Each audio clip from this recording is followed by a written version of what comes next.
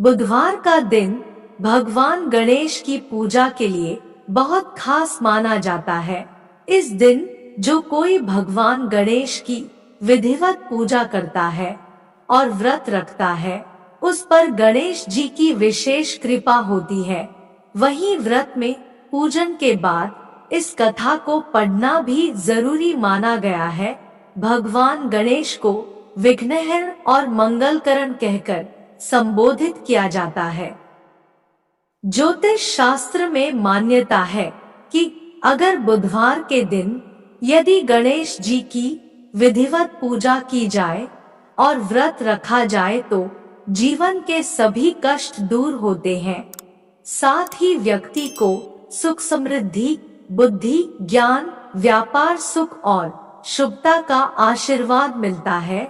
वहीं शास्त्रानुसार माना जाता है कि जो कोई बुधवार व्रत करता है उसे गणेश जी की पूजा के बाद यह बुधवार व्रत कथा अवश्य पढ़नी चाहिए। बुधवार व्रत कब से शुरू करें? धर्म ग्रंथों के अनुसार किसी भी शुक्ल पक्ष के पहले बुधवार से इस व्रत की शुरुआत करना उचित माना गया है। मनोकामना पूर्ति के लिए इस व्रत की संख्या 7 या 21 होनी चाहिए। आखिरी व्रत वाले दिन विधिवत पूजा कर उद्यापन करें। मान्यता है कि पितृपक्ष में इस व्रत को शुरू नहीं करना चाहिए। बुधवार व्रत के नियम: व्रतधारी बुधवार व्रत वाले दिन नमक से युक्त भोजन ग्रहण न करें, फलाहार ले सकते हैं और पूजा के बाद शाम को प्रसाद खाकर ही व्रत का पारण करें। बुधवार व्रत में हरे रंग का विशेष महत्व है। इस दिन पूजा में हरे वस्त्र पहने, साथ ही जरूरतमंदों को हरे मूंग की दाल, वस्त्र आदि दान करें। बुधवार व्रत विधि: इस दिन सुबह प्रातः काल स्नानादि से निवृत्त होकर सामर्थ्य अनुसार व्रत का संकल्प लें। गणपति जी की षोडोपचार से पूजा करें। उन्हें रोली, मौली, अक्षत, जनेऊ, दूर्वा, दीपक, धूप, फूल अर्पित करें। मोदक या मोतीचूर के लड्डू का भोग लगाएं। बुधवार व्रत की कथा पढ़ें। बुधदेव का स्मरण करके बुध यंत्र की पूजा करें। जल में हरी इलायची और कपूर मिलाकर बुध देवता को अर्घ्य दें। ओम ब्राम ब्रीम ब्रोम सा बुधाय नमः मंत्र का 5 माला जाप करें। साथ ही गणेश चालीसा का पाठ करें और फिर आरती कर गरीबों को दान दे। बुधवार व्रत कथा: पौराणिक कथा के अनुसार प्राचीन समय में एक साहूकार की नई शादी हुई थी। एक बार साहूकार की पत्नी अपने मायके गई हुई थी। नए विवाह की उमंग और अकेलापन महसूस होने के कारण साहूकार उत्साहित होकर अपनी पत्नी को लेने के लिए अपने ससुराल जा पहुंचा। वहां जाने पर उसकी बड़ी खातिरदारी की गई, लेकिन एक मुश्किल यह थी कि साहूकार अपने ससुराल पत्नी से ठीक से बात भी नहीं कर पा रहा था। तब अगले ही दिन साहूकार ने ससुराल में सबसे यह बोल दिया कि आप लोग विदाई की तैयारी कर लीजिए, हमें अब जाना होगा। उस दिन बुधवार था। साहूकार के सास ससुर ने उसे मनाने का बड़ा प्रयत्न किया कि आज बुधवार का दिन है बेटा, इस दिन बेटी की विदाई नहीं की जाती है। वहीं किसी शुभ काम के लिए जाना भी बुधवार को शुभ नहीं माना जाता।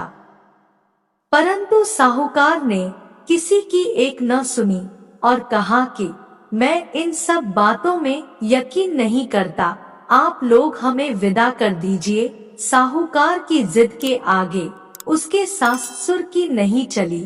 तब मन मारकर उन्हें बेटी और दामाद को विदा करने की तैयारी करनी पड़ी। अब विदा होकर जब साहूकार अपनी पत्नी के साथ अपने घर जा रहा था तो रास्ते में उसकी पत्नी को प्यास लगी। साहूकार जब पत्नी के लिए पानी लेकर लौटता है तो इस बात से बड़ा हैरान हो जाता है कि उसकी ही शक्ल का कोई दूसरा आदमी उसकी पत्नी के साथ गाड़ी में बैठ हुआ था। इसके बाद साहूकार की पत्नी भी अपने पति जैसे दो दो लोगों को देखकर हैरान हो गई। उसे समझ नहीं आ रहा था कि उसका असली पति कौन सा है। तब जैसे ही साहूकार ने गाड़ी में अपनी पत्नी के पास बैठे व्यक्ति से ये पूछा कि तुम कौन हो, तो उस हमशक्ल ने उत्तर दिया कि मैं तो फला नगर का एक साहूकार हूँ और अपनी पत्नी को उसके मायके से लेकर अपने घर जा रहा हूँ। लेकिन तुम कौन हो जो मेरा वेश रखकर यहाँ आए हो। उन दोनों के बीच की यह बहस धीरे धीरे करते झगड़े में बदल गई।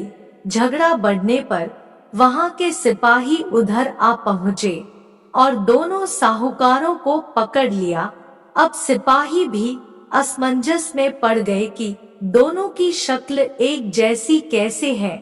तब सिपाही ने साहूकार की पत्नी से पूछा कि तुम बताओ, तुम्हारा असली पति कौन सा है। साहूकार की पत्नी खुद बड़ी दुविधा में थी। इस परेशानी से बचने के लिए साहूकार ने हाथ जोड़कर भगवान से विनती करना शुरू कर दी कि हे भगवान, यह कैसी माया है। तभी आकाशवाणी हुई कि मूर्ख आदमी, ये तेरी ही गलती का नतीजा है। तूने कुछ देर पहले ही अपने सासुर की बात न मानकर उनका ही नहीं बल्कि बुद्धदेव का भी निरादर किया है। बुधवार के दिन गमन करने की मनाही है और तू अपनी जिद के कारण अपनी पत्नी को लेकर चल पड़ा। इसी कारण स्वयं बुद्धदेव ने तुझे सबक सिखाने के लिए तुम्हारे जैसा वेश धारण कर लिया है।